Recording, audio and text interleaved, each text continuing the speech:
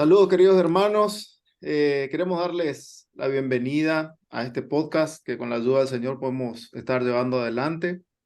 En Ministerios Covenant trabajamos para ofrecer recursos y herramientas que fortalezcan y edifiquen a la comunidad de creyentes en la verdad de las Escrituras. Y ansiamos que cada pastor y líder de iglesias locales pueda acceder a valiosos recursos que los puedan capacitar y los puedan equipar en su labor sin que el costo sea un obstáculo. Creemos que el conocimiento y la sabiduría basados en la palabra de Dios son fundamentales para el crecimiento espiritual y la edificación de la iglesia, y por lo tanto estamos comprometidos a proporcionar accesibilidad y a poner al alcance de todos aquellos que deseen servir al Señor las herramientas necesarias para su desarrollo y capacitación. Lo que nos motiva es un profundo amor por nuestro Señor Jesucristo y por su iglesia. Así que en esta amena conversación que vamos a tener, estaremos hablando acerca de las Sagradas Escrituras, más específicamente sobre traducciones de la Biblia en español, métodos de traducción y fuentes textuales, entre otras cosas. Consideramos que estos son temas de los cuales no se conoce mucho en Latinoamérica actualmente, y es nuestra intención que en este podcast pueda, en primer lugar, servir como un punto de partida y despertar el deseo de profundizar en el estudio de la bibliología en nuestros pastores e iglesias locales. Así que tengo aquí conmigo a Daniel, a quien le voy a ceder este momento para que pueda dar la bienvenida a nuestro invitado del día de hoy. ¿Qué tal, Carlos? ¿Cómo estás?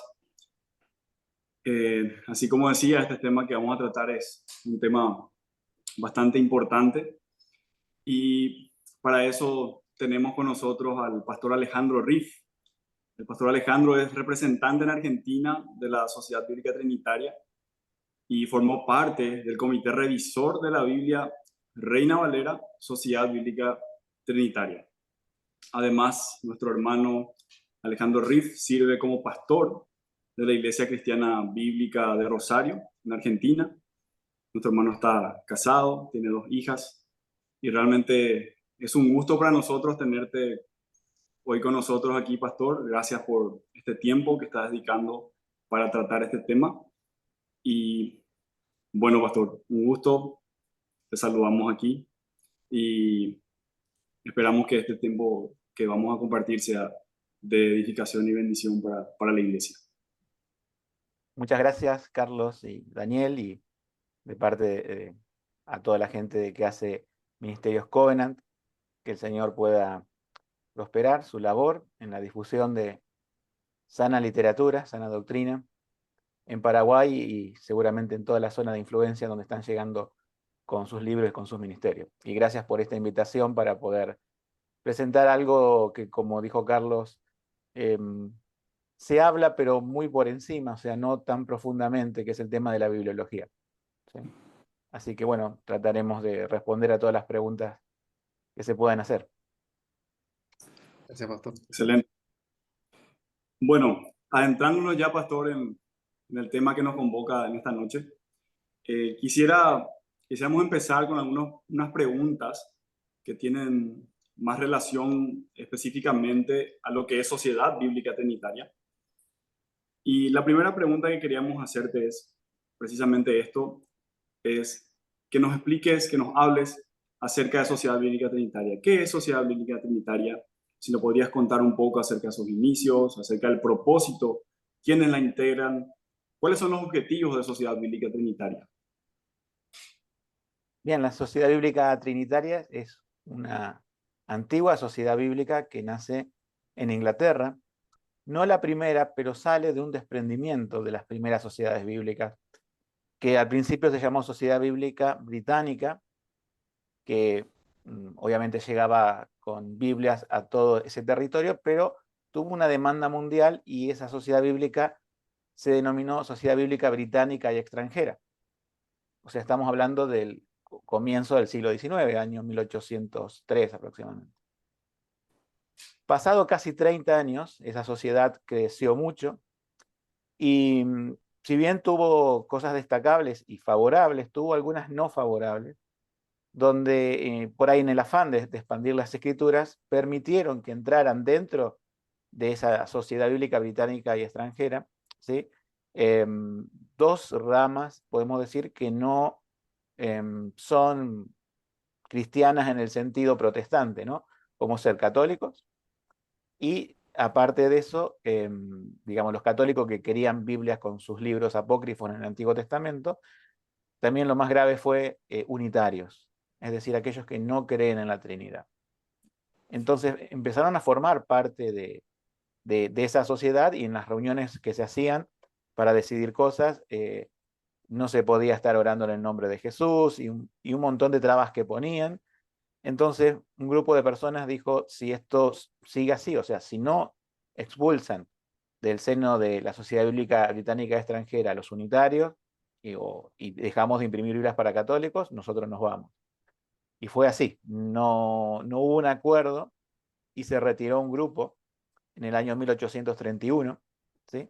Y el 7 de diciembre de 1831 se funda la Sociedad Bíblica Trinitaria, justamente usa la palabra trinitaria para dejar en claro que no se va a cometer el error de dejar entrar unitarios y las bases que tiene la Sociedad Bíblica Trinitaria son la bibliología de la Reforma Protestante, los valores de la Reforma, de la sola Escritura, y todo eso comenzó con una reunión de 2000 personas en un salón donde solía predicar Charles Spurgeon, que es el Exeter Hall, ¿sí? Y allí se dio inicio en 1831 a la Sociedad Bíblica Trinitaria, lo cual de el Reino Unido, ¿no es cierto?, pasó a otros países. Hay una sede en Estados Unidos, por ejemplo, de la cual tomó el proyecto de revisión de la Biblia en español, ¿sí? Hay otra en Canadá, en Australia, y tiene, bueno, proyectos así de traducción, cerca de 60, ¿sí? En todo el mundo, apoyando a comités, imprimiendo esas Biblias, mandando Biblias a territorio misionero. La Sociedad Bíblica Trinitaria es una sociedad sin fines de lucro, donde mucho de su material se distribuye gratuitamente y otro se vende para recuperar el costo papel, y la estructura de la sociedad es sostenida por donaciones de iglesias cristianas evangélicas, iglesias protestantes. Así que después casi de 200 años, la Sociedad Bíblica Trinitaria sigue su labor. Una cuestión destacable es que en cada idioma tiene una sola versión de la Biblia, o sea, no es como otras sociedades que te ofrece una gama de versiones de la Biblia en un mismo idioma.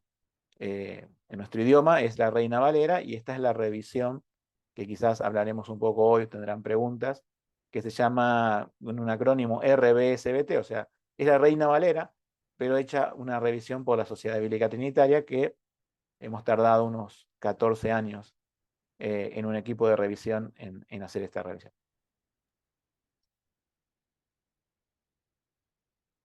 Perfecto, gracias, gracias Pastor por tu respuesta. Quisiéramos saber ahora cómo fue tu involucramiento en la Sociedad Bíblica Trinitaria y qué te motivó o qué te llevó a involucrarte como en el comité como traductor también. Obviamente no fue pensado así, ¿no? Pero siempre desde muy joven me apasionaron las cuestiones textuales de la Biblia, las diferencias entre versiones. Y bueno, había escrito un libro que se llamaba Conciencia Bíblica, que tenía un sitio web también. Y Conciencia Bíblica era un libro que trataba acerca de los problemas que hay en las fuentes textuales del Nuevo Testamento para traducir Biblias, ¿no? Y se comparaba ahí la versión 1909 con la 60, con el texto griego, ¿no es cierto? Y también con versiones más allá de las 60, versiones modernas. Y bueno, era todo un trabajo, podemos decir, crítico, que en un momento de mi vida me enfermé gravemente. Estuve al borde de que el Señor me llevara. Fuera una trombosis pulmonar, producto de una operación que no se esperaba que diera ese resultado. Pero recuerdo que, bueno, que pensé en una noche que ya me moría, que el Señor me llevaba, decía, bueno, ¿qué haré con el libro que está en el disco rígido de mi computadora y no ha salido a la luz? No lo conoce más que mi familia y yo. Pero bueno, el Señor permitió que superara esa enfermedad, me restauró y ni bien me fui recuperando, yo sabía que había una sociedad bíblica que estaba por hacer una revisión de la Reina Valera. Porque lo que habíamos detectado, ¿no es cierto? No yo, ¿no? Muchas personas de habla hispana, y había otros trabajos también previos que me inspiraron a escribir el libro, habían detectado diferencias textuales, es decir, diferencias con la original Reina Valera 1602 y con el texto griego que subyace a esa original versión Reina Valera. Tal es así que en 1909 ya tenía algunas diferencias y 1960 tenía más diferencias. Todo de la línea Reina Valera, ¿no es cierto? Entonces, tomé contacto con Sociedad Bíblica Trinitaria porque estaba interesado en conocer, bueno, qué está pasando allí. Y en aquel tiempo le escribí en el inglés que te conocía en aquel tiempo, y le mandé el libro como un archivo adjunto y lo recibieron y me contestaron casi al otro día. Ellos estaban orando por a ver si había alguna inquietud en América Latina acerca de la revisión. Estaba mi actual jefe, que se llama William Greenday, con en aquel tiempo el secretario de la Sociedad Bíblica Trinitaria, Paul Rowland, y ellos estaban, Paul Rowland estaba visitando Estados Unidos, estaban ahí orando, y llega mi mail, ¿sí? Y es así que tomé contacto, pero no empecé a trabajar con ellos, no me imaginaba que iba a trabajar con ellos en un trabajo de revisión. Fue, sino hasta 2 años después, en el año 2009, que yo colaboré con ellos en una cuestión técnica, le hice el sitio web, organicé una conferencia en Buenos Aires, que fue la primera conferencia de Sociedad Bíblica Trinitaria así más masiva en América Latina. Allí conocí a los que eran después, iban a ser los colegas, algunos de los colegas de la revisión, personas de España, de México y de Estados Unidos, por supuesto. También vino el secretario general de Londres. Entonces, allí estuvimos en una reunión en la mesa, almorzando, y una sobremesa estuvimos hablando de cuestiones textuales. Y aparte de ese trabajo que se llamaba Libro Conciencia Bíblica, tenía otro trabajo que se llamaba Mapa Reina Valera, que es un libro que nunca conoció la luz porque era una comparación de todo el Nuevo Testamento, de una lista más exhaustiva, de un listado que ya existía en aquel tiempo, que se llamaba el listado de Red Cobb, ¿sí? Un listado más exhaustivo de diferencia, y bueno, lo presenté en la mesa, presenté algunas cosas, y se interesaron todos, dijimos, bueno, tenemos que hacer algo. Yo sabía computación, todas las búsquedas las hacía en forma, como decía, heurística por computadora. Entonces mi aporte fue al principio en el trabajo de revisión toda esa parte computacional, aunque después todos nos tecnologizamos en el equipo y terminamos trabajando con programas muy avanzados de revisión bíblica. Mi parte en la revisión, el involucramiento fue así, digamos. Eh, en el año 2007, 2009, ya podemos decir, en el 2009 ya estaba, ya para abril de 2009, con un equipo de 4 personas, que luego se sumó a los meses otra persona, y fuimos 5 las personas que comenzamos la revisión, y así, bueno, hemos continuado de Nuevo Testamento, Antiguo Testamento, hasta finalizar en el año pasado, en diciembre del 2022, y este año se presenta la Biblia. Así que así fue el involucramiento con la Sociedad Bíblica Trinitaria. Pastor, y ahora quisiéramos hacerte una pregunta que vaya más relacionada a lo que es la traducción en sí. ¿Por qué una nueva traducción? Habiendo tantas traducciones de la Biblia, entre ellas la que más usamos hoy día, la Reina Valera 1960. ¿Y por qué una nueva traducción? Bien, no es una nueva traducción, es una nueva revisión, ¿sí? Traducción es cuando uno parte de los originales bíblicos y hace una traducción completa desde cero. Y una revisión es tomar un trabajo existente y no mejorarlo, sino y recuperar su identidad. El trabajo este de revisión fue recuperar la identidad de la Reina Valera 1602, tomando como texto base el texto de Libre Derechos de la 1909, y en el Nuevo Testamento yendo a los textos griegos que disponían en aquel tiempo Casiodoro de Reina y Cipriano de Valera, ¿sí? Textos que son del siglo XVI, del inicio de la Reforma Protestante. Entonces, el propósito de esta revisión es doble, ¿sí? Uno textual y el otro gramatical. Gramatical porque desde 1909 a la fecha el idioma español sufrió cambios en palabras, algunas palabras quedaron arcaicas, algunas, el orden de las oraciones quizás estaba muy forzado, había otras reglas, según la regla de la Academia Española, tanto de ortografía, acentuación y demás, que tenían que cambiar y tenían que actualizarse. No tomamos 1960 porque Reina Valera 1960 es de otra sociedad bíblica, que se llama Sociedades Bíblicas Unidas, ¿sí? Entonces nosotros tomamos la de 1909, que dicho sea de paso, fue lo que imprimió Sociedad Bíblica Trinitaria por el espacio de un siglo, y un texto libre de derechos de copyright. Entonces tomamos ese texto, refiriéndonos a 1602, que teníamos los facsímiles, también teníamos los facsímiles del año 1569, porque 1569 es la traducción de Reina, o sea, de Cayodoro de Reina, y 1602 es la revisión de Cipriano de Valera. Los dos, ¿no es cierto?, son la Reina Valera de 1602. Entonces, como detectamos que había problemas textuales que se dieron en 1909, es volver la Reina Valera a los textos, digamos, su fuente original, su identidad original de 1602, pero también respaldándola con los textos griegos que eran contemporáneos de ellos. Es decir, cada cambio que hicimos es para volver a 1602 y cada cambio está respaldado por un texto griego. O sea, eso es muy importante. Hay toda una base de datos que tenemos donde cada cambio dice por qué se hizo, y si es un cambio textual no gramatical, se explica cuál es el texto griego que está respaldando ese cambio.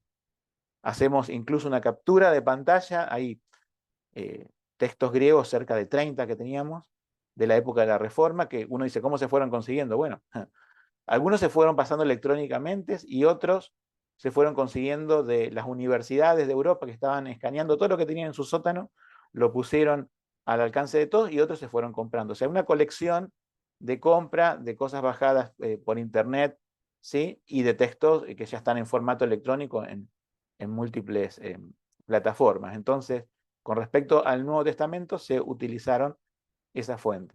Y bueno, el cambio gramatical también es muy importante porque esta versión, si bien conserva el español de España, el de vosotros, la segunda persona del plural, no usamos ustedes, al menos así es por ahora, ¿no es cierto? Porque es una revisión española, fluyen más las oraciones, fluyen más la gramática, o sea que tiene precisión gramatical y sobre todo el tema de fondo, la precisión textual, ¿no?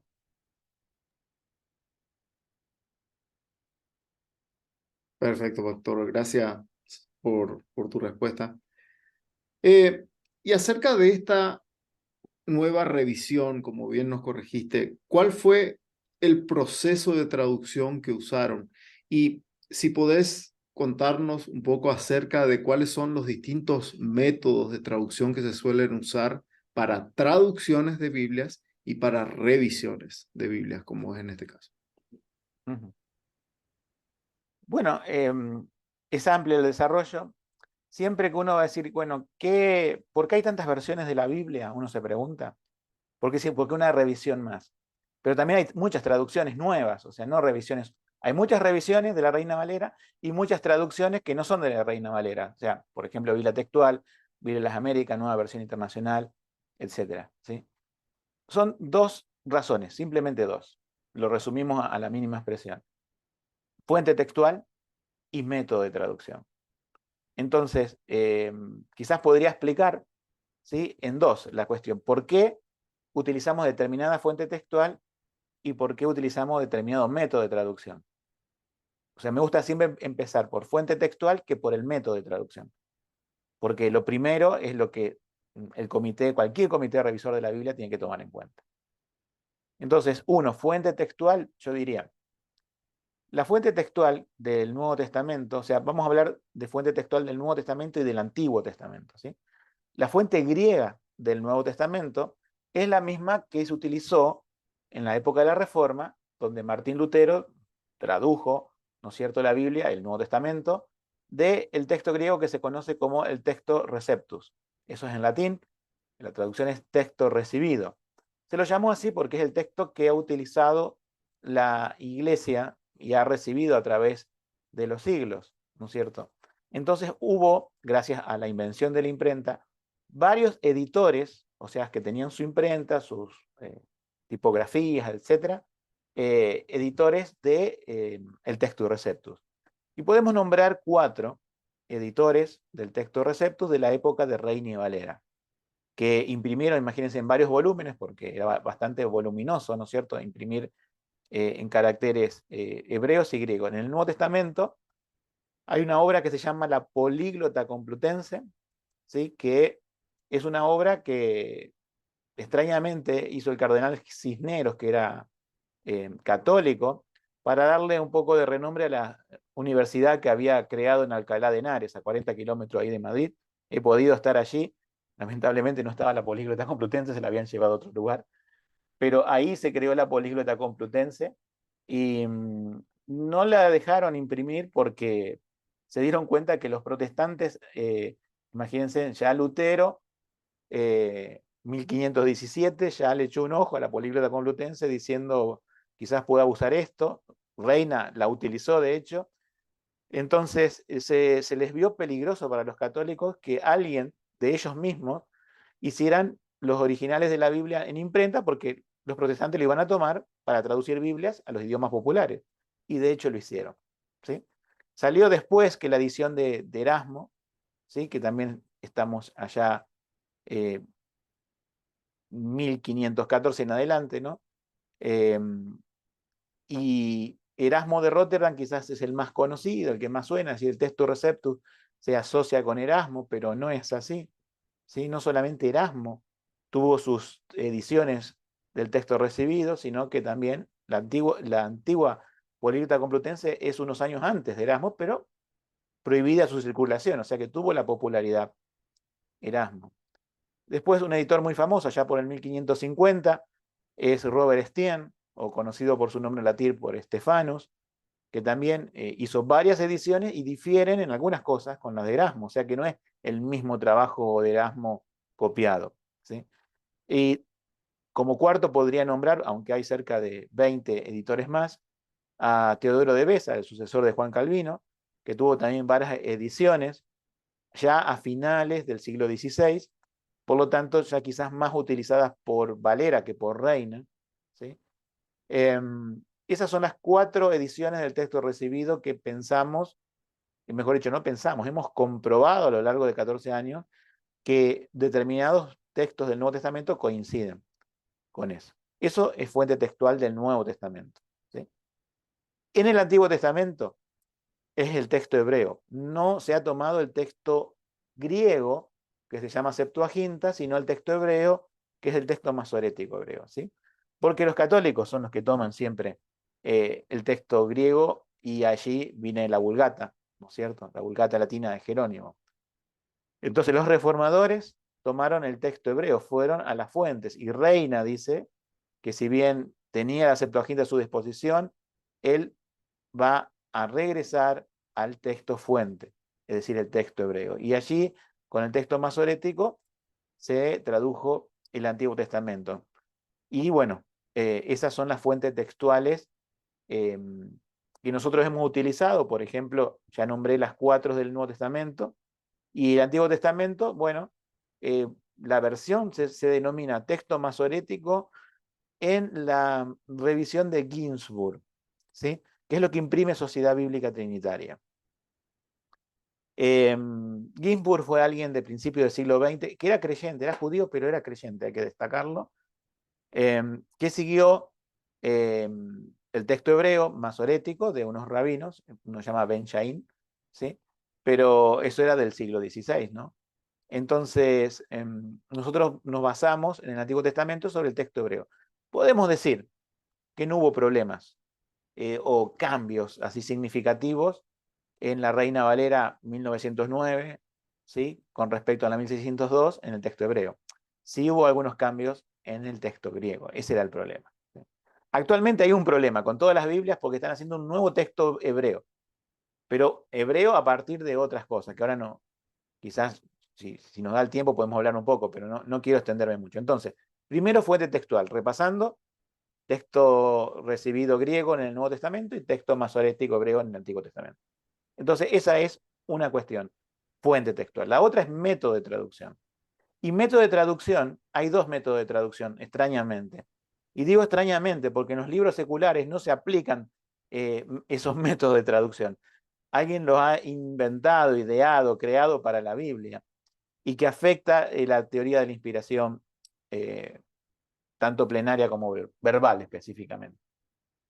Métodos de traducción es así. Siempre se tradujo desde la Reforma y creo que cualquier libro secular, incluso manual de medicina, de abogacía, se traduce por equivalencia formal. Es decir, uno sabe, cuando se conocen varios idiomas, que no siempre va a haber una frase, ¿no es cierto?, que tenga una literalidad en el otro idioma. ¿Sí? Esto pasa aún con el inglés, ¿no? Que hay frases que uno no la puede traducir palabra por palabra porque no tendría sentido en nuestro idioma. Eh, eh, lo mismo pasa en griego y lo mismo pasa en hebreo, con respecto a la traducción en español. Pero sí se va a respetar la mayoría de las veces una traducción que sea textual y cuando sea necesaria una equivalencia, se la va a hacer, pero lo mínimo necesario. Eso se llama equivalencia formal. Palabras de peso como los sustantivos, los adjetivos, los verbos, los adverbios y también conjunciones, partículas más pequeñas se tienen en cuenta, pero hay otro método. Uno dice, ¿cuál es el otro método? Bueno, el otro método se conoce como equivalencia dinámica. Hay en realidad varios métodos, cerca de 7, ¿sí? Pero que el de equivalencia dinámica es el que engloba a toda ese método humanístico, en donde dice, bueno, vamos a hacerlo fácil para el lector y dentro de la equivalencia dinámica, por ahí, a qué lector querés llegar te condiciona la traducción. Si vos querés llegar a lectores que tienen una escolarización baja, o sea, de primaria, nivel primario, van a tener un conjunto de palabras que van a poder usar y un conjunto de palabras que no van a poder usar. Entonces van a traducir la Biblia simplificándola, ¿sí? La intención parece buena, pero ¿qué es lo que están haciendo? Bajando el nivel lingüístico de la Biblia al lector. Cuando lo que se debe hacer, ¿qué es? Enseñar a leer. Subir al lector al nivel lingüístico de la Biblia. Porque Apocalipsis no dice, no agregarás ni quitarás. Yo puedo quitar si bajo el nivel lingüístico de la Biblia. Y puedo agregar si lo subo, o sea, si lo hago más elegante de lo que ya podemos decir es, o agrego palabras. Entonces, la equivalencia dinámica lo que traduce no es palabra por palabra, o no tiene en cuenta tanto las palabras, sino las ideas. Es decir, un comité basado en equivalencia dinámica te lee una frase en griego, ¿sí? Un versículo, lo repiensa, lo debaten y lo vuelcan a la revisión en un pensamiento, pero no respetando sus palabras. Entonces, esto queda al criterio del comité revisor, es muy subjetivo el método, ¿sí? Mientras que el de equivalencia formal es muy objetivo, ¿sí? El método de equivalencia funcional o dinámica, ¿no? Es subjetivo porque, si bien persigue siempre la idea de hacer fácil de leer, fácil de entender, llegar al destino, ¿no es cierto? Pero no tiene en cuenta que el Espíritu Santo inspiró las Escrituras y acá viene una cuestión, podemos decir, de teología, de bibliología reformada, ¿sí? Que nos llega del siglo XVI. Ellos creían que la inspiración de la Biblia era, por un lado, plenaria, es decir, toda la Biblia es inspirada. No hay partes más o menos inspirada o no inspirada. Toda la Biblia es inspirada, como dice Timoteo, y es útil, ¿no? Ahora, el segundo concepto reformado es la inspiración verbal, es decir, que el Espíritu Santo no solamente inspiró ideas, sino que supervisó al escritor en emplear determinadas palabras. Utilizamos la palabra supervisó porque no fue un dictado, no es un dictado mecánico, ¿sí? Porque si no, no tendría, si fuera un dictado mecánico, no habría estilos literarios en la Biblia, o sea, el estilo de Pablo sería el igual de Juan, pero no hay eso. El estilo de Pablo es uno, el de Pedro, al escribir las epístolas es otro, el de Juan tiene sus características, el de Lucas en el Evangelio de Hechos es otro. Pero el Espíritu Santo utilizó, podemos decir, esa personalidad, no sé, no llamarlo personalidad, sino ese conocimiento del idioma que tenían los autores, ¿sí? Y lo supervisó, o sea, cuando inspiró sus palabras, no es que dejó ideas y ellos hicieron lo mejor que pudieron volcándola como la entendieron, sino que la ayuda divina, la ayuda de Dios, lo supervisa en que cada palabra está puesta allí por el Espíritu Santo. Entonces, cuando se traduce, no se puede traducir el pensamiento, sino que se deben respetar las palabras. Y se debe hacer una equivalencia cuando es ininteligible en el idioma, pero las palabras se deben respetar. Si no, se está atentando contra, podemos decir, la inspiración verbal de la Escritura. Así que ese es un resumen, ¿no es cierto?, entre lo que es fuente textual y método de traducción. Gracias, pastor. Específicamente sobre el tema de las fuentes textuales. Nos hablaste que en el Nuevo Testamento tenemos el textus receptus o el texto recibido. ¿Cuál sería otra fuente textual que se dispone en el Nuevo Testamento? Hay más de... ¿Qué cantidad habría de fuentes textuales a la que las versiones de la Biblia acuden para sus traducciones o revisiones? Bueno, cuando decimos fuentes textuales, podemos decir es una posición textual que está respaldada por muchos manuscritos, ¿sí? Porque si vamos a, digamos, por ejemplo, manuscritos del Nuevo Testamento, podemos hablar de más de 5.500, hasta la fecha descubierto, ¿sí? Pero ahora, el textus receptus, texto recibido, texto de la Reforma, texto mayoritario, son todos sinónimos que estoy diciendo que se conocía históricamente, aunque texto mayoritario ahora quiere decir otra cosa. Pero se llamaba texto mayoritario porque era como que para que las lecturas llegaran a la época de la Reforma, eran testigos textuales, vamos a usar esa palabra, una gran cantidad de testigos textuales mayoritaria que apoyan esas lecturas de la Biblia. Pero en un momento de la historia, esto cambió y salió una posición antagónica, podemos decir, al texto receptus. Directamente antagónica porque los que crearon lo que se llama el texto crítico eran personas que querían suplantar el texto receptus y despreciaban el texto receptus.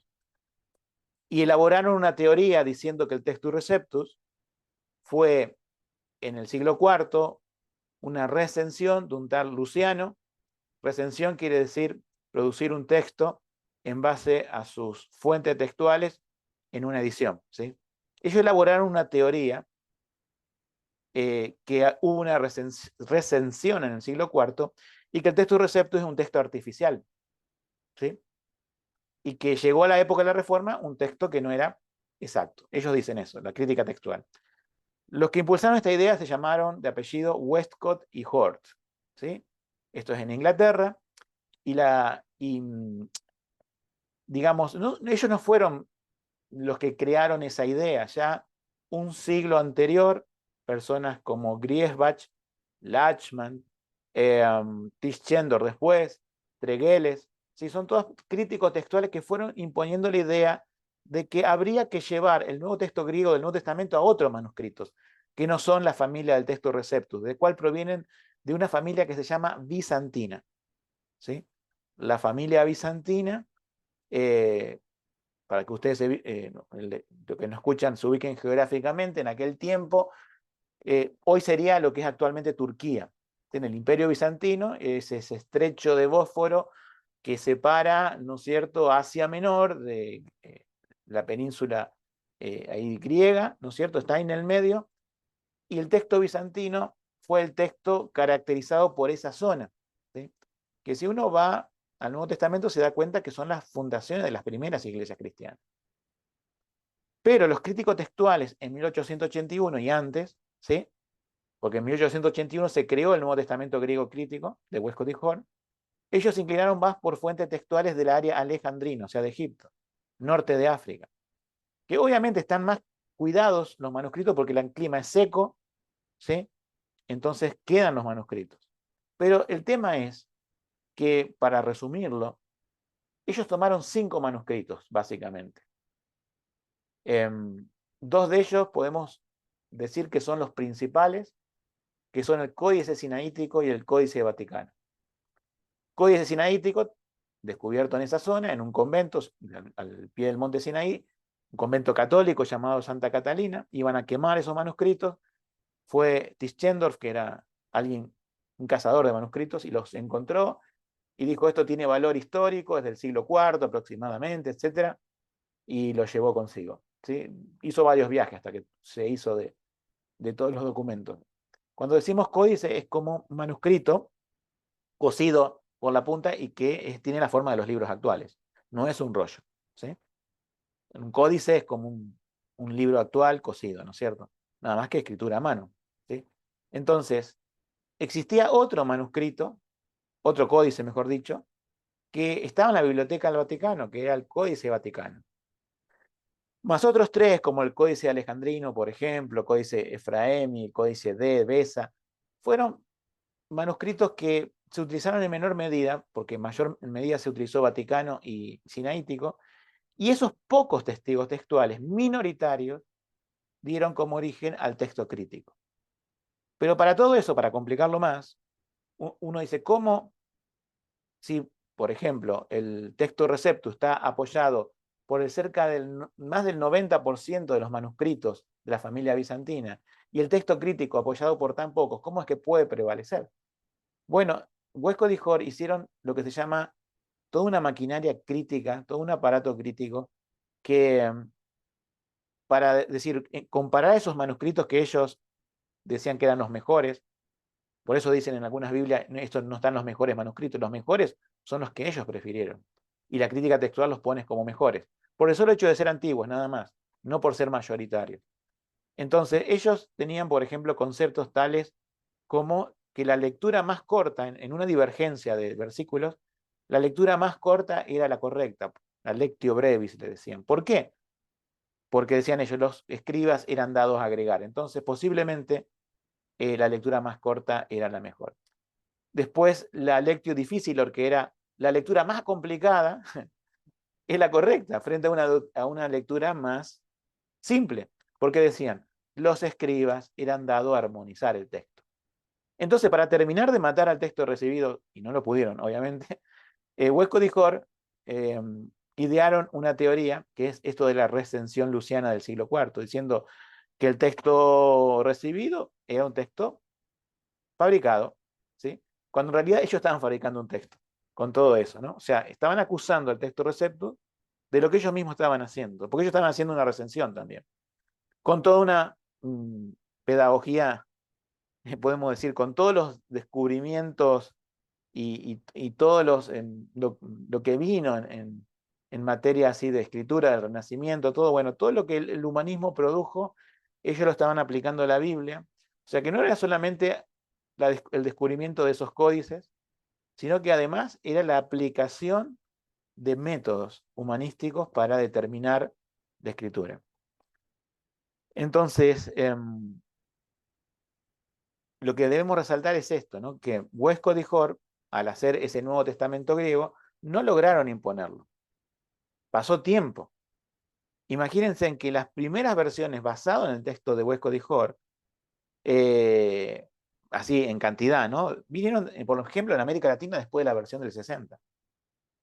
En inglés sacaron la versión revisada, la versión autorizada revisada, al poco tiempo, casi al mismo tiempo de salir ese texto de Huesco y Jor, pero la gente siguió usando la King James de 1611, basada en el texto receptus, ¿sí? Por lo tanto, no es hasta sino después, y muy después de mediados del siglo XX, que el texto crítico se logra imponer. Y ahora ya es como el uso común de las editoriales y, bueno, de las sociedades bíblicas, por supuesto, ¿no? Que mezclado con el método de equivalencia dinámica hace que salgan versiones diferentes de la Biblia. Ese texto crítico actualmente se lo conoce con el nombre de Nestlé Aland. Ya no está el nombre de Westcott y Hort, sino que hubo otros críticos textuales que, aún después de su muerte, siguieron haciendo ediciones, la gente que siguió con su trabajo. Por eso tenemos hoy Nestlé Aland número 29. O sea, pasaron 29 ediciones. Ya ni Nestlé ni Aland están vivos, ¿no? Pero se siguen haciendo revisiones sobre eso. Entonces, la crítica textual es humanística, nunca termina de fijar un texto definitivo, porque siempre estamos en la búsqueda de la verdad. No cree en la preservación de la escritura, que es algo que quizás podamos hablar luego.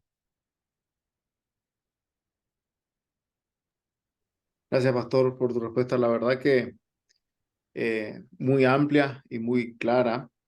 Y en este sentido, ya que estamos hablando de estas diferencias y toda esta controversia que existe entre el Textus Receptus y texto crítico, si nos puedes hablar un poquito de las versiones modernas, mayormente, obviamente recién comentaste que mayormente están basadas en Nestlé Aland, el texto crítico, pero si puedes comentarnos si esta controversia se sigue dando todavía en el día de hoy y cuál es el argumento que los defensores del texto crítico dan para desprestigiar al Textus Receptus, pero más traído a la actualidad, al día de hoy. ¿Cuáles son los argumentos actuales? Bueno, los argumentos actuales son los mismos argumentos del siglo XIX. O sea, no hay, podemos decir, variación en cuanto a eso. Son los mismos argumentos. Es decir, ¿por qué el texto crítico se presenta como una opción al Textus Receptus? Bueno, porque primeramente ellos dicen que el texto, los manuscritos que utilizan, los códices, son más antiguos. O sea que el punto número uno es antigüedad, podemos decir. No hay razón más fuerte que decir, bueno, códices que pertenecen al siglo IV contra manuscritos del texto Receptus que pertenecen al siglo X. Ahora, hay que ver y hay que analizar por qué podemos decir son muy recientes, hablando históricamente, los manuscritos que respaldan al texto Receptus. La respuesta puede ser simple. Si uno tiene una Biblia en su casa, ¿no? Y no la usa nunca, la tiene guardada en la biblioteca ahí, reluciente, ¿sí? Van a pasar los años, uno va a morir, pueden pasar hasta siglos, y van a encontrar eso intacto, y va a decir, esta es la Biblia que utilizaba Carlos o Daniel, ¿sí? O Alejandro. Entonces, esta es la Biblia, esta es una fuente correcta. Pero si vos usabas la Biblia, ya a los 5 años se te gastó tanto que tendrías que comprar otra nueva, ¿sí? Y si encontraran, podemos decir, a lo largo de tu vida, fuiste cristiano, por ejemplo, de joven, y no sé, a los 20 años tenías una Biblia, a los 25 otra, y moriste a los 70 y, no sé, 80 años, y ahí tenías una Biblia, podemos decir que era nueva, ¿sí? Pero comparado con lo otro, por ejemplo, si vos tendrías una Biblia que hubieses comprado a tus 20 años y nunca la hubieras usado, ¿cuál sería la fuente textual a utilizar?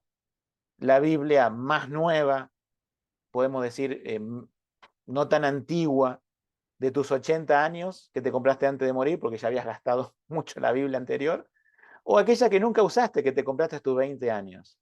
Entonces, claro, cuando se encuentran los manuscritos que utilizó la iglesia, se gastan y tienen que ser de nuevo reescritos, ¿no es cierto? Tienen que ser transmitidos.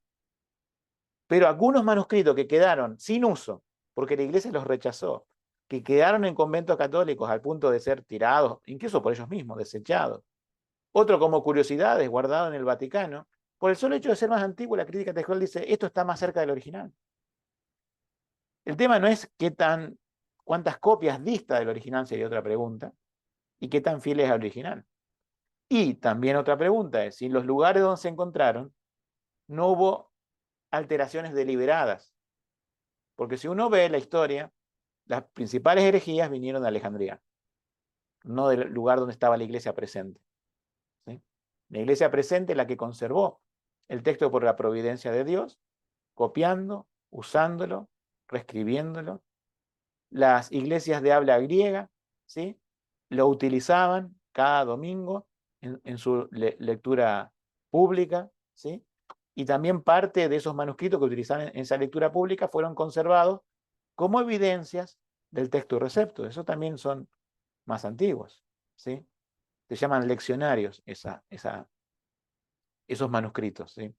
Entonces, la crítica textual no ha variado, podemos decir en su argumento, al decir mejores manuscritos están diciendo preferidos porque son más antiguos, ¿sí? Y detrás de todo eso hay todo un trabajo de ingeniería textual hecha por Westcott y Hort, donde, curiosamente, las ediciones de Nestlé Aland, en vez de ser más Westcott y Hort, se acercan más al texto receptus. O sea, tienen que terminar reconociendo, ¿sí?, que muchas de las lecturas le dan la derecha al texto receptus, ¿no? Así que los argumentos es en base a la antigüedad. No pueden hablar de mayoría de manuscritos, pero sí se han ingeniado también en cómo desprestigiar esto de la mayoría. Porque imagínense, Textus Receptus tenía otro nombre que era texto mayoritario. ¿Y cómo podemos destruir eso? Bueno, creamos 5 familias, ¿sí? Y decimos que una familia nomás era la que correspondía al Textus Receptus. Entonces, diversificamos los manuscritos existentes en familias y hacen ver al Textus Receptus como minoritario cuando es mayoritario. Hay mucha falacia en esto, mucha estrategia, ¿sí? Y no me cabe duda que en toda la mutilación histórica de los textos bíblicos estuvo siempre Satanás, que se opone, ¿no es cierto?, a la palabra de Dios. Cuando no intenta destruirla, intenta alterarla, ¿no?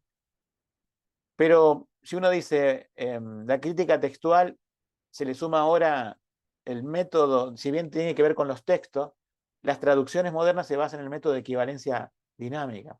Y podemos decir, si la crítica textual podría afectar, no sé, un 10% de las traducciones, el método de equivalencia dinámica puede afectarlas un 100%, porque reinterpreta toda la Biblia. O sea, es más peligrosa, podemos decir, el método de traducción en alterar Biblia que su fuente textual, porque la fuente textual tiene un número finito de cambios, ¿sí? En vez, el método de traducción tiene tantos cambios como versículos existen en la Biblia. Pastor, ¿podemos mencionar cuáles son las versiones que utilizan el texto crítico y si podemos también mencionar algunas de las diferencias que, que hay entre una traducción que utiliza el texto crítico y una que utiliza un texto recibido? Por lo menos 2 o 3 diferencias, si Sí, podemos podemos, mencionar, sería muy bueno. podemos utilizar algunas. De memoria, ¿no es cierto? Conozco varias versiones y les digo más o menos lo que nosotros conocemos, quizás lo que se maneja en América Latina, lo que se maneja en iglesias evangélicas, lo que se maneja en el ambiente reformado, etcétera, ¿no? Y más o menos le doy una apreciación y también les doy, para cualquiera que escuche, una pista de cómo investigar y cómo ampliar el tema. Porque lo bueno es no quedarse con lo que dice una persona, sino es ampliar e investigar. Versiones actuales, yo les puedo dar una de referencia que tiene una método de traducción de equivalencia formal, o sea que es como la Reforma, pero que utiliza una fuente textual que es crítica, que es la Biblia de las Américas. O sea, la América tiene el PRO, que usa equivalencia formal. Tal es así que para los que usamos equivalencia formal, o sea, referido a la Sociedad Bíblica Trinitaria, y también a los traductores del tiempo de la Reforma, utilizaban una letra itálica, una letra inclinada, que te decía, esta palabra no está en el original de la Biblia. O sea, era una honestidad textual, ¿sí? Entonces, eran auxiliares de traducción que se usaban para completar, suplir el verbo, que a veces no estaba repetido en el idioma original, o suplir algo que necesita en nuestro idioma español, digamos, una palabra para que la frase tenga una estructura correcta, ¿sí? Ahora, si se agrega algo, se pone en letra itálica. Y la Biblia de las Américas, bueno, también tiene esa práctica por ser equivalencia formal. Ese es el pro. La contra es que, como las versiones modernas, se ha ido tras el texto crítico. Pero una particularidad de la Biblia de las Américas es que Lockman Foundation dice, por lo menos yo he hecho captura de pantalla de su sitio antiguo, ¿no?, web, porque después lo renovaron, que se basaban en la edición 26 de Nestlé Aland. Y no nombraban absolutamente nada del Textus Receptus. Nada. Pero había lecturas que eran del Textus Receptus y que no eran del texto crítico en Estrella Allen. O sea que no aplicaron al 100% el texto crítico, tomaron el texto recibido, quizás, no sé, si por una vergüenza, podemos decir, no sé, no querían nombrar esa fuente textual para no parecer inculto, ¿sí? Se denomina que es una versión cuando toma de una fuente y de otra, o sea, no de una sola fuente, es ecléctica, ¿no? Entonces es ecléctica en el Nuevo Testamento, podemos decir. Entonces la Reina Valera difiere en el Nuevo Testamento con la Biblia de América en su fuente textual. En el Antiguo Testamento no, las dos toman del texto hebreo, no podríamos decir que ahí haya diferencia, aunque podría haber sido que alguno se vea tentado a tomar de la Septuaginta, pero lo tenemos por ahí guardado, no entraremos tanto en discusión porque no son grandes los cambios, pero sí en el Nuevo Testamento. Pasando a otra versión, digamos, pasamos de una ecléctica a una que toma el 100% el texto crítico, el 100%, al pie de la letra. Tal es así que desaparecen los últimos 12 versículos de Marcos, ¿sí? Que terminarían el 20, pero en el texto crítico terminan el 9, y allí termina la Biblia textual. La Biblia textual, aparte de tener otros problemas que ahora no da para debatir o decir, ¿no? Toma 100%.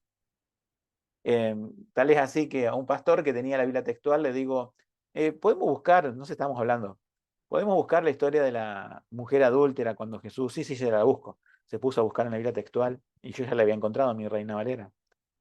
Y ese pastor decía, pero no la encuentro, ¿qué está pasando aquí? No, espera, ¿cuál es el versículo? Claro, no lo tenía. ¿Por qué sigue al pie de la letra el texto crítico? Y ese es uno de los textos impugnados por el texto crítico, ¿no?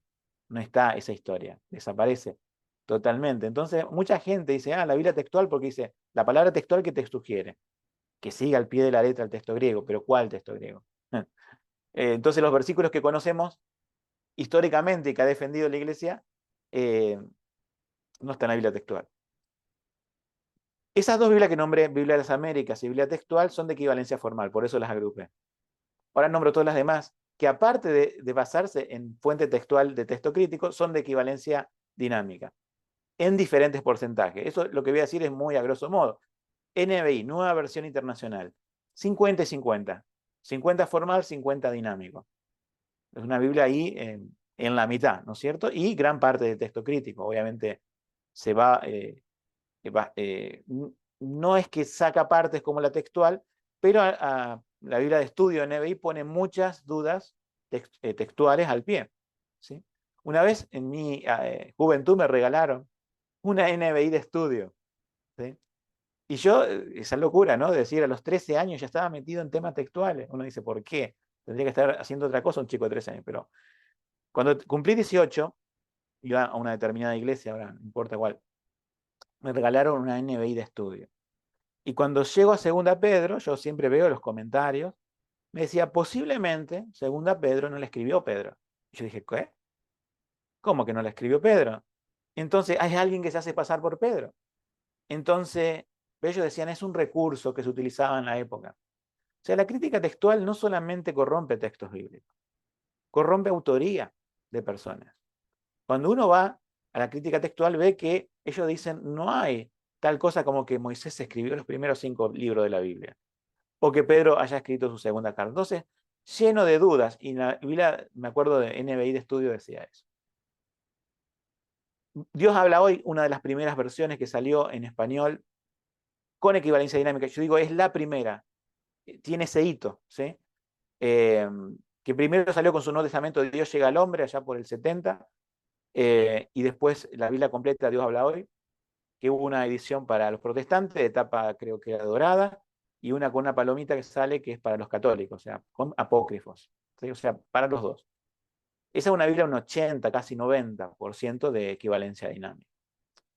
Y después pasamos, a ver, para nombrar, porque estoy nombrando aquellos que más o menos lo que se usan hoy, ¿no? Nueva traducción viviente, traducción en lenguaje sencillo, Biblia actual, esas son 100% dinámicas. Entonces, el comité que tomó eso puede ser conservador o puede ser no conservador.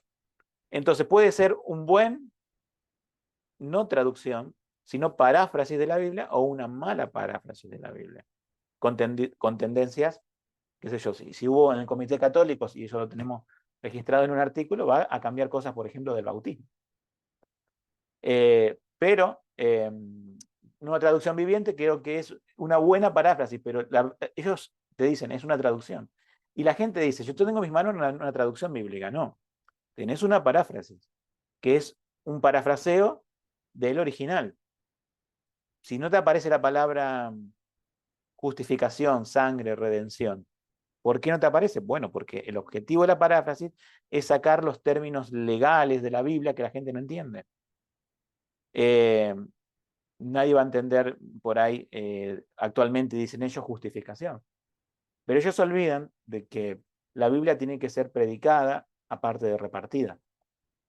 O sea, no podés suplantar a Felipe que va junto al carro del etíope y se sube para explicarle las escrituras. Imagínense, con la perspectiva esta actual, dirían, bueno, haremos una Biblia para que el etíope que va en el carro lea Isaías y no se esté preguntando quién es, ya sepa, vamos a decírselo. Entonces Felipe ya no se necesita más. Pero siempre, siempre a través de la historia se necesitan Felipes que prediquen la palabra y que expliquen la palabra. Y la palabra va a tener, así como los manuales de medicina tienen un término técnico, así como los manuales de abogacía tienen un término técnico, la Biblia tiene términos técnicos. La justificación es un término técnico, ¿sí? Que no se puede suplantar por ninguna otra palabra, porque si no perdería su significado. Así que las versiones modernas van en esas fuentes textuales y, como digo, los métodos de traducción de equivalencia dinámica permiten hacer un comentario de la Biblia de acuerdo al gusto del comité traductor. Si alguien tiene una idea diciendo, no, esto significaba esto en el original, y están todos de acuerdo, bueno, eso es lo que van a volcar.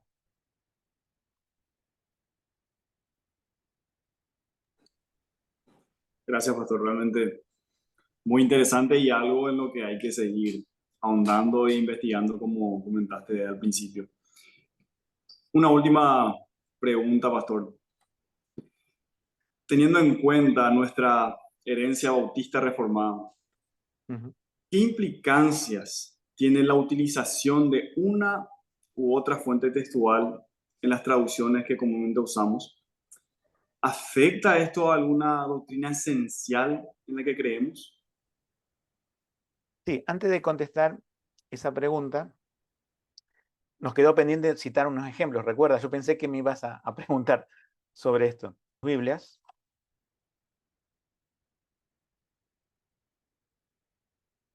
Unos textos que le voy a dar.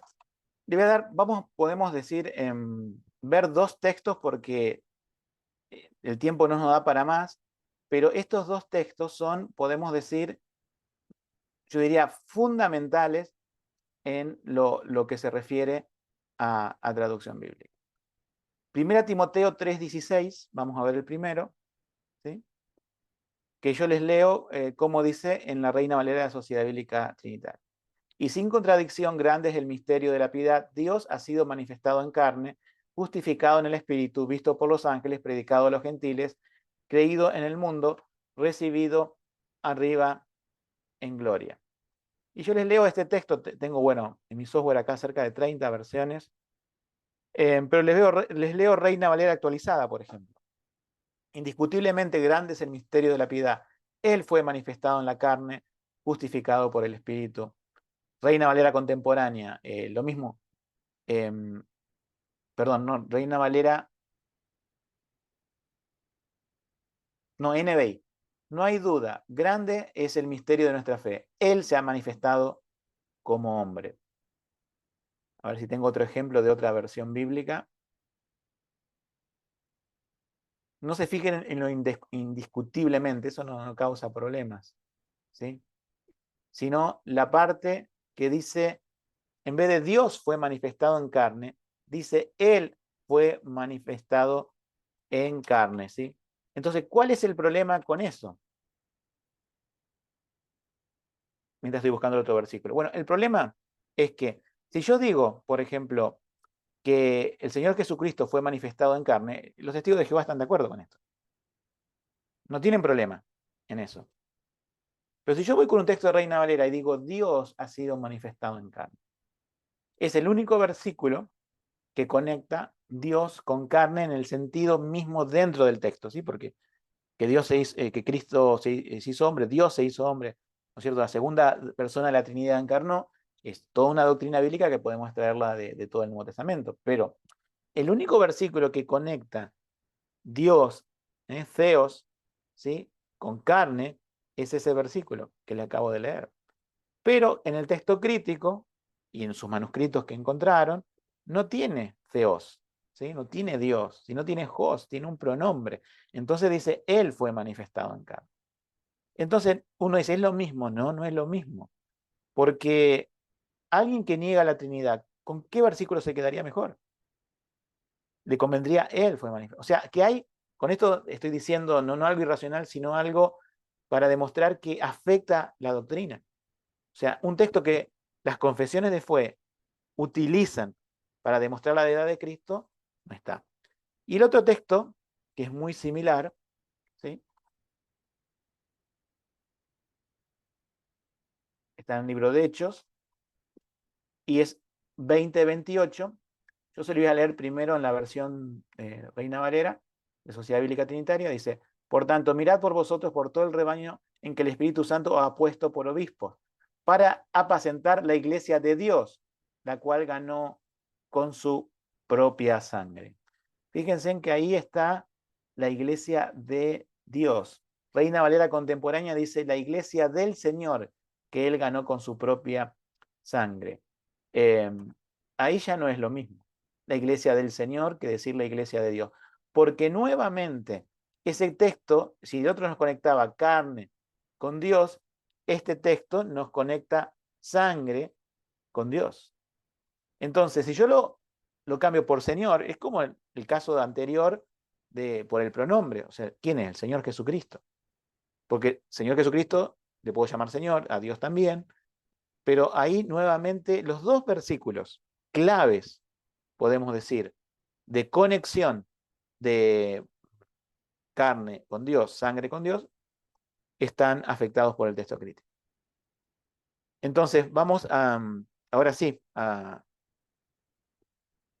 lo último que me habías propuesto, ¿no es cierto? Sí, por favor, pastor. Sí, ¿Me adelante. recordás un poquito la pregunta? Porque me fui con... Sí, pastor. Queremos saber, teniendo en cuenta nuestra herencia bautista reformada, Bien, ¿qué ahí agarro el... implicancias tiene la Bueno, utilización de una fuente textual? nuestra Ujú. confesión de fe, en el capítulo 1, en el inciso 8, igual que la de Westminster, ¿no? Pero estamos hablando de la confesión de fe de Londres 1689. Dice que Dios, hay diferentes traducciones, ¿no? Pero más o menos parafraseando es lo mismo, ¿no? Que Dios, por su especial cuidado y providencia, preservó a través de los siglos o durante los siglos, según cómo se traduce la confesión, el texto de la Biblia, que ellos reconocen el texto griego del Nuevo Testamento y el texto hebreo. No nombra el texto griego del Antiguo Testamento para no hacer alusión a la Septuaginta. O sea, es bien precisa nuestra confesión. Lo cual ellos creían en qué? En una palabra, preservación. Ellos creían que los textos que les llegó a ellos, ¿sí?, eran los textos que Dios había preservado a través de los siglos. No se hubieran imaginado de que 4 siglos después dirían, no, el final de Marcos no, termina en el 9 y no en el 20. O que te cambiaran los dos textos que acabo de citar, ¿sí? Porque ellos decían, nosotros tenemos el texto preservado por Dios. Ahora, la crítica textual vino con esta idea. Y hay un libro que se llama así, de Bruce Metzger, ¿sí?, que se llama Transmisión, Corrupción, Restauración del Texto Bíblico. O sea que la idea de crítica textual no es una bibliología confesional, no es una bibliología reformada, es otra idea. Por lo tanto, cualquier persona, pastor o iglesia, que utilice, ¿no es cierto?, podemos decir la confesión, va a tener que pararse ante la doctrina de la preservación, porque es algo que se habla muy poco. ¿Cómo crees en la preservación de la Biblia? Y me tenés que decir cómo crees. Si crees en una línea constante a través del tiempo, o sea, como dice la confesión, a través de los siglos, se entiende que es una línea constante, o crees en la teoría de la crítica textual, donde Viene en el siglo IV, hay una recensión que nunca existió, se llama la recensión luciana, cae su nivel textual, sigue, ¿no es cierto?, y se restaura en el siglo XIX por el texto de Huesco de Jor. Y encima dicen los textos de Huesco de Jor y todos los críticos textuales que no es el texto definitivo. O sea, aunque te lo dicen, lo hemos restaurado, ¿sí?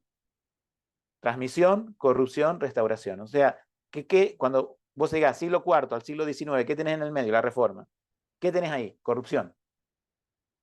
Entonces, o le crees a la crítica textual que te dice que el texto se corrompió, o crees no a la confesión de fe, porque la confesión de fe está basada en la doctrina bíblica de que un Dios inmutable, que no cambia, que inspiró su palabra perfecta, es obvio que la va a preservar perfecta a través de los siglos y que no la va a dejar a que los hombres la corrompan. Por eso dice la confesión, por su especial cuidado y providencia. No se la encargó a los hombres, si bien los hombres transmitieron la Biblia, los hombres escribieron la Biblia, pero el Espíritu Santo utilizó en inspiración a los hombres y utilizó a la iglesia para preservar su palabra a través de copias que fue usando a través de la historia.